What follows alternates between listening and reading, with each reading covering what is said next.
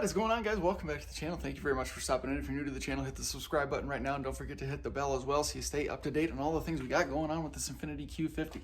Today is the day, finally, after a long time, to begin work on the big brake upgrade. The car's in the air. We just got the new wheels and tires mounted and balanced, and we got the BC Racing BR coilovers installed, and this is sort of the last piece of the puzzle, so that's what we're going to get to today. First things first, obviously it's self-explanatory. You got to remove the wheels to do the big brake upgrade. Surprisingly, guys, to complete the big brake upgrade, the tools that you need are relatively limited. 14 millimeter open-ended wrench, or a little ratchet wrench, very handy. A ratchet extension. This is a 7/8 socket, but I think it's like a 22 millimeter, 19 millimeter.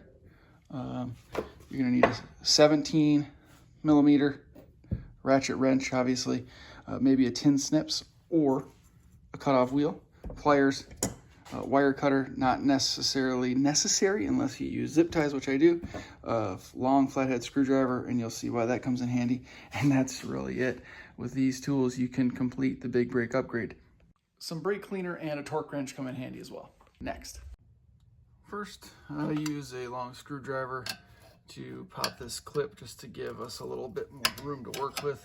Getting rid of getting the stainless line out of the way makes it a bit more of a convenient task. You are going to need a ratchet wrench with a small extension, just is helpful to get the reach. And I don't have the metric version of this, but a 7/8 socket works just fine to remove the two bolts on the back side holding your brake caliper to the hub assembly.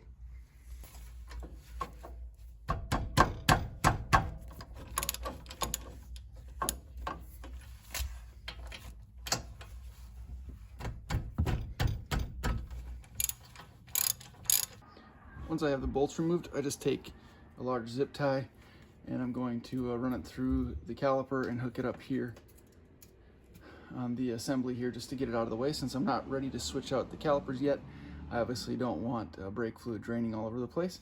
We're going to take care of the dust shield issue first, so I just want the caliper up and out of the way.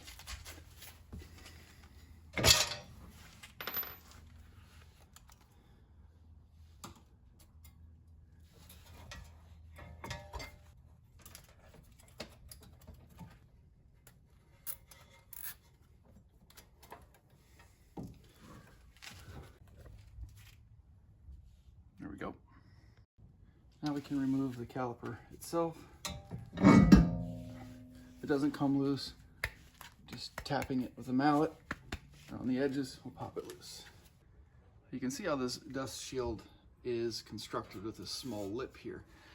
The non-sport brakes are about 12.5 inches in diameter, whereas the sport brakes are 14 inches. So they'll go at, 3/4 of an inch essentially higher than this lip, so they would be rubbing. So we need to cut that off because there's very little space between the dust shield and the caliper itself.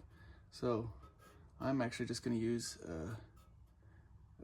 an air tool, a cutoff wheel with my air compressor, and just make a nice line cutting that lip off.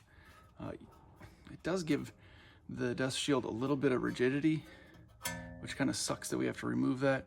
We're just going to follow the edge, the inside edge here, and cut it.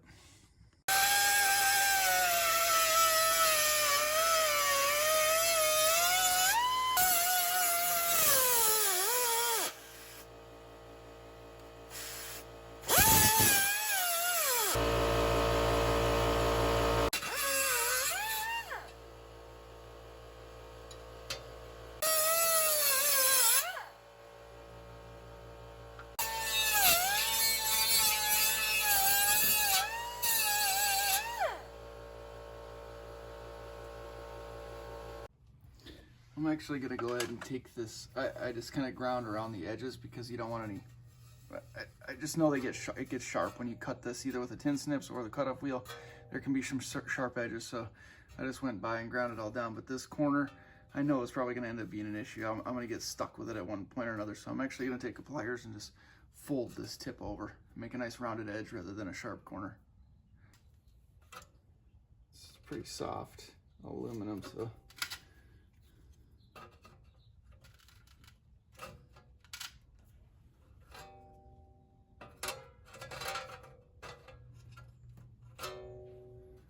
just like that, sharp corner gone. Right now I actually just want to test fit one of the front rotors here just to make sure there is no rubbing and there's going to be no issues. But look at the difference here. Both front brake rotors, non-sport versus sport, significantly larger, significantly more friction patch braking surface on the sport rotor. So not necessarily an upgrade in terms of stopping distance, but overall braking performance, we should see a significant increase, especially in terms of resistance to brake fade. That's where the larger surface area comes into play.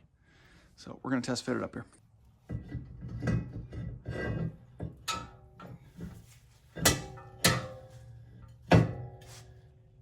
Couple of rotations, no rubbing, perfecto. Now we're moving on to the rears, and we got to do the same thing. We'll remove the caliper and zip tie it up.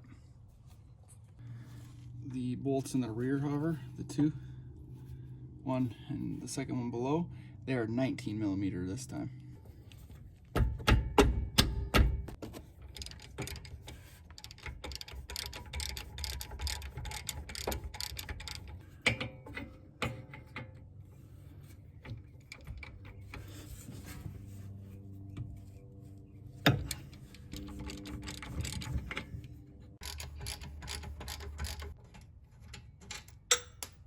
There's not much back here to zip tie it to, so I'm just going to basically suspend it from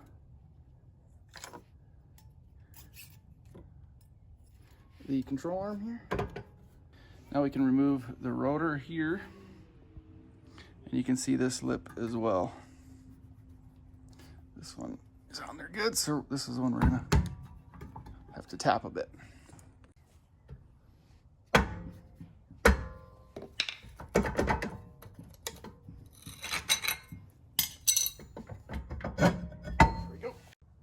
So you can see this dust shield actually encapsulates the entire rotor almost. From what I understand, one of these corners gets in the way of the caliper. So I'm just gonna actually cut this corner off, and I'm gonna cut this quarter off. So we shouldn't have any issue. All right, there we go, all trimmed back. Did the same thing with this corner. I did trim it off a little bit and then just folded it around, so it gives it a little bit more rigidity. I did the same with the bottom. I hope that gives us enough clearance for the rotor. I might take the grinder and just grind this down a little bit further. There's a couple little splinters, but for the most part, she's all done. Probably gonna spray a little brake cleaner in here. I don't really like how gumped up this is. And a good wire brush goes a long way in cleaning off your hubs. Also a good idea if you're gonna use a cutoff wheel to cover your car with something. I'm impatient and a moron, and I didn't, so that blows. Prep is key. And like I said, I'm impatient and stupid sometimes. Obviously now it goes without saying, just repeat this process on the other side, and then stick your rotors on, and then we'll move on to sticking the calipers on. Now, I went ahead and purchased new mounting bolts for the front calipers, but I don't think you have to. I think the factory caliper, at least on the factory hardware, at least on the Q50, will work, at least for the fronts. I'm told that the rear bolts might be a little too long from the factory, and you may have to find some other ones. Just one person had mentioned that to me, but I wasn't aware of that actually in all the other installations that I've seen, and just piecing together the components to make this work. I didn't see the rear hardware being a problem, but we'll test it out nonetheless. But I just want you to be aware as you take on this project. Again, I ordered these from Z1 Motorsports. This is the part number. They're the front caliper mounting bolts. I don't think you need them, but since I got them, I'm going to use them. Speaking of being impatient, I think I can pretty much do everything I want to do in terms of mounting the caliper and the rotor with this other caliper suspended in the back. And then once it's all mounted in place, I can just disconnect the brake line and attach it to the back of the caliper already in place. So that's what I'm going to do. But first things first, I just like to clean this hub up a little bit. Just got a little wire brush at the end of a drill and just clean up in here.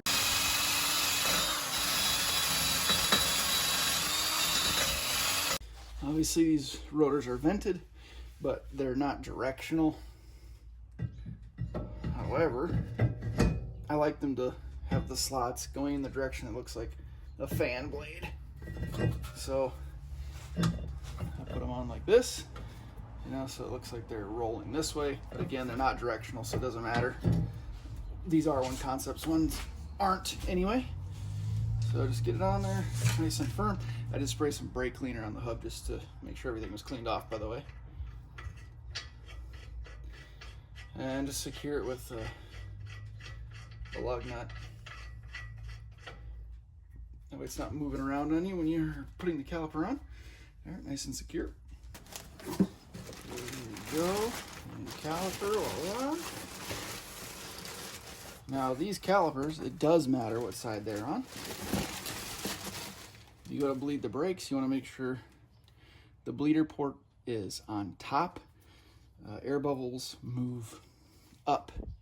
So this is the passenger side. We have our new mounting hardware from Z1 Motorsports.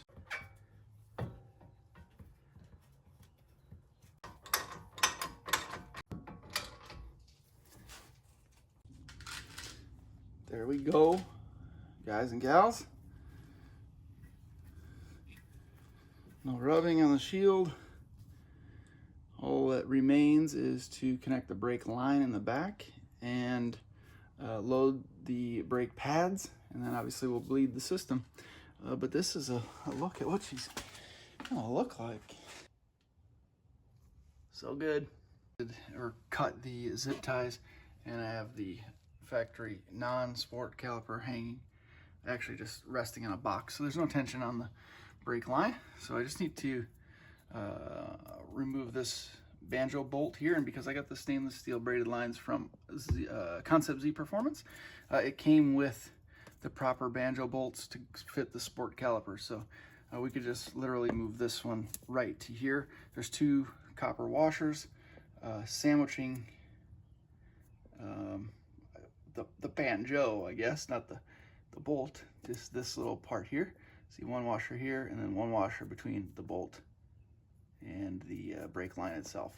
So the washers sandwich that brake line, and so we just, like I said, take this off, move it right to the back of the caliper here, which is, I don't know if you can, let me see. I don't know if we can see it back here. Yeah, we popped the little yellow thing out, so it goes right there. Now there is a little trick. You can use a rod of some kind, a dowel, or just a breaker bar if you have one, and pinch it between your seat and your brake pedal, using that rod to depress the brake pedal and have the seat hold it in place. Just depress like a ½ inch to an inch or so, and that makes it, it basically closes a valve in your braking system that prevents any fluid from running out of your line, or minimizes the amount of fluid that you lose out of your line. Again, I'm impatient and an idiot, so I'm not going to do it.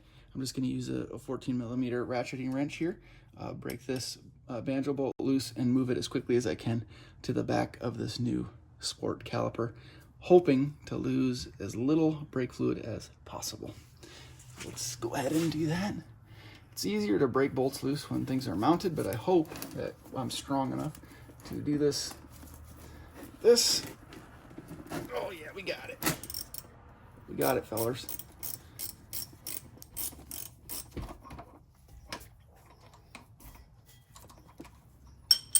So this is the washer you don't want to lose.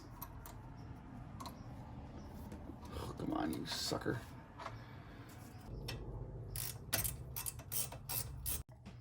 Well, we didn't lose too much brake fluid, but the important thing is we didn't get any all of our brand newly painted calipers. So now we'll just put the brake line back in its little bracket here and basically be done.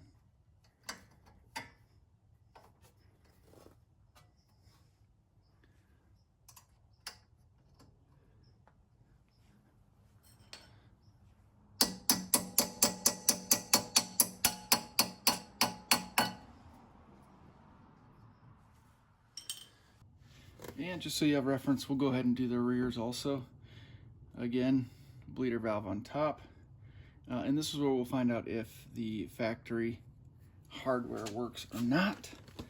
This one is a little bit easier to access. Okay, grab the rotor. Now, there's one thing for the rear rotors, this little rubber guy here in the 6th hole. Just pop it out from the back side. This gets replaced in here, little rubber grommet. I do it before I put it on because if you accidentally push it all the way through, you just gotta take the rotor back off, and it's just kind of annoying.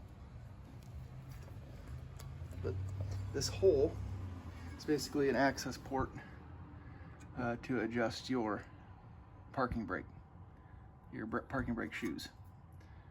Twisting it one way or the other either closes it or opens it. So you want to leave access to adjust that without having to take your rotor completely off. So that's where you want the hole to line up. So same thing.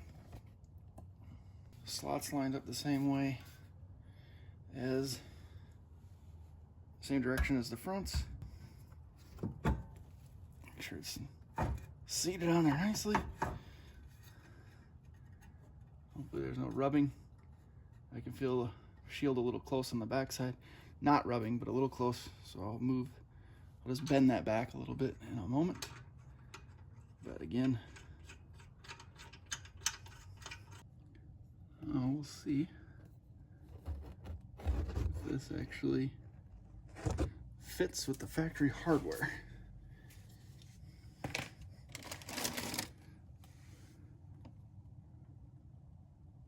Not to wreck our nice fresh paint.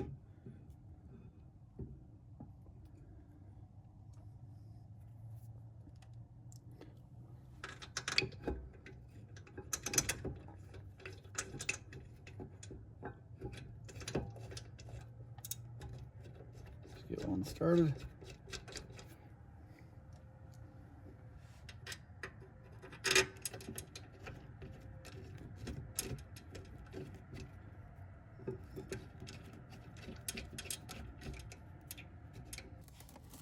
Again, just a 19.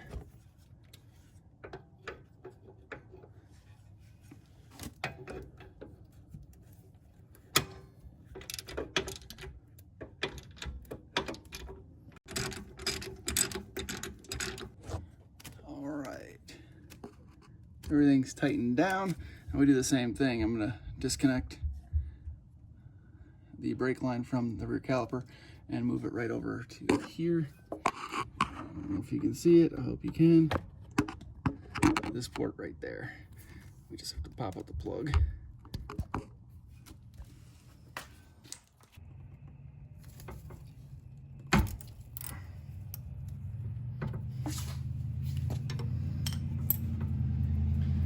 We're losing fluid right away.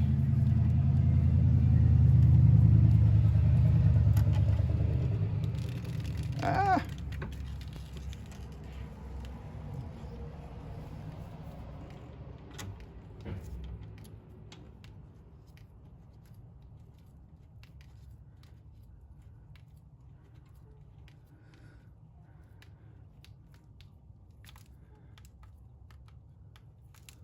Not so bad. Again, no brake fluid on our new paint. Huh? Okay, I'm ready.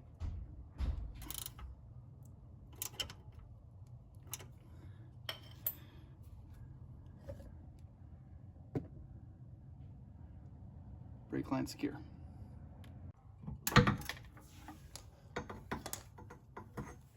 You like? Yeah, it looks cool. How cool? Like 10 out of 10. 10 out of 10. You heard it here, folks. All right, let's go get something to eat. All right, guys, we're getting toward the final steps of the big brake conversion, the big brake installation.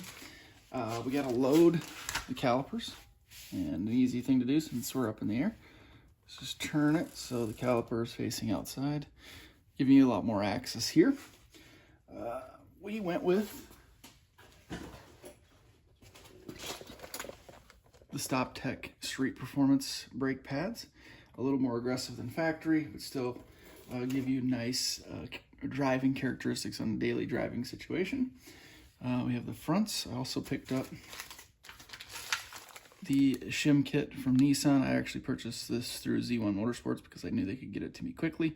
You can probably find better prices on the shim kits. They're quite expensive through Z1, but it's nice to have the nice metal shims. A little grease on the ends that touch the calipers.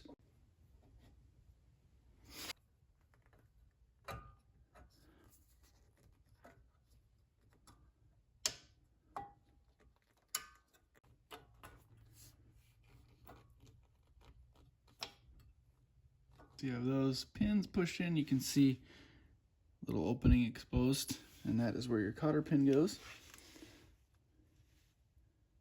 Straight side. Where are we at here? Straight side of the pin in the hole.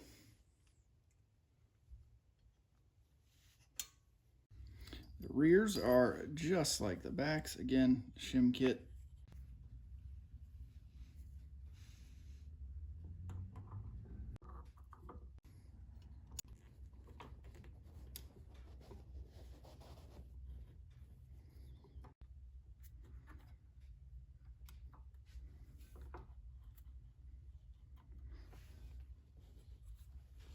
And that is really it, guys. Not too bad of a process, actually, to upgrade the brake system to the Akebono big brakes. Two final steps that I'll probably not necessarily outline. There's several videos online, and I've already done one previously, which the steps are the same. Number one, we have to bleed the brake system, and right now, because we've done an upgrade, it's a good time to kind of upgrade your brake fluid as well. We're using Motul.5.1, which you can see there. We'll just pump a bunch of it through the system as we bleed each corner of the car and get some fresh fluid in there. And then we have to get the car out on the road, get the brakes nice and hot, and bed the brakes per the manufacturer's specifications. You want the brake pads and the new rotors to essentially wear together so it's nice and smooth and you don't get weird hot spots or uneven heating and uneven bedding. So it's important to follow those two steps. Now for the bleeding, if I don't outline it in this video, you want to start the furthest from like essentially your brake fluid reservoir. So you start bleeding the passenger rear first, and then you do rear driver side, and then you do passenger front and driver front. Basically what you're trying to go for is getting the fluid to the furthest point first. So you start with the furthest away, which is the passenger side rear, and you work the corners the next closest. So not too bad of a system. The two bleeder ports on the calipers, I think you start with the outside one and then you do the inside one. So that's really it. Really pumped to get this car out. Stay tuned, guys. Check out the first drive impressions of the BC coilovers. I filmed that one already, just haven't edited it and uploaded it yet. But that might be helpful for you in terms of what to expect if you go with the BC coilovers. And of course, we'll do a review of the big brakes once we get them bedded. And then we'll do a sort of a review video of the whole thing when we get this car out, maybe on the twisty roads or everyday driving scenarios. And we'll just see how the car feels. I'm sure it's going to be a completely different animal now that we have the coilovers, the big brakes, the lighter wheels, better tires. It's going to be a whole different car. So really, really pumped to get this thing out on the road. Appreciate you guys following along. A lot of good stuff coming up for the car yet this spring. Super pumped. Thank you guys very, very much for the continued support. Probably have a giveaway or two coming up too in the very near future. So hit the bell, hit the subscribe button. You don't want to miss out. We'll see you in the next one, guys.